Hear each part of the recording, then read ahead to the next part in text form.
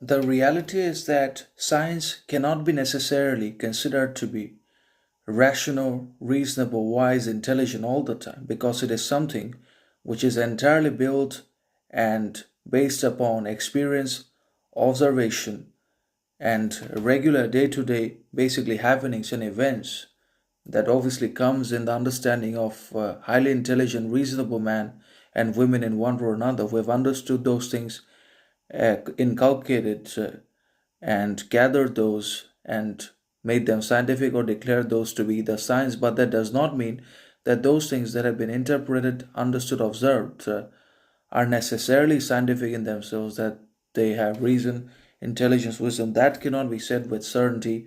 So science is dogma, obviously disguised as reason, intellectuality, intelligence on a level that it surpasses and bypasses all the other subjects and branches of knowledge and study around the world, that not even philosophy compares to science, that philosophy is somehow, some way not better than science, that science is better than the other subjects, but science is literally founded upon observation, experience, which is partial, one sided, biased, anyways, in one or another. But science is real because everything is science, because there is sciences in nature.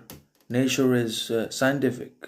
Everything external to us and outside of us is both philosophy and science at the same time. Obviously, science is given priority because it's practical. Philosophy is subjective, mental, psychological, but science is practical and real, therefore.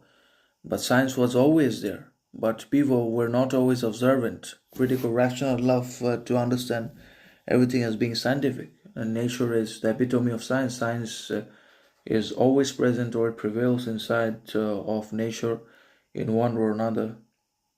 But as man gained consciousness, as man developed, improved their knowledge, understanding through education, obviously they were able to develop and churn out more and more phenomena from the nature and level it as science. But that does not mean science becomes indisputable, invincible, imperative.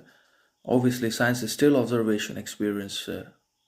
Science is not flawless, infallible. Everything is fallible, flawed, confusing, disappointing in one or another, and so is science.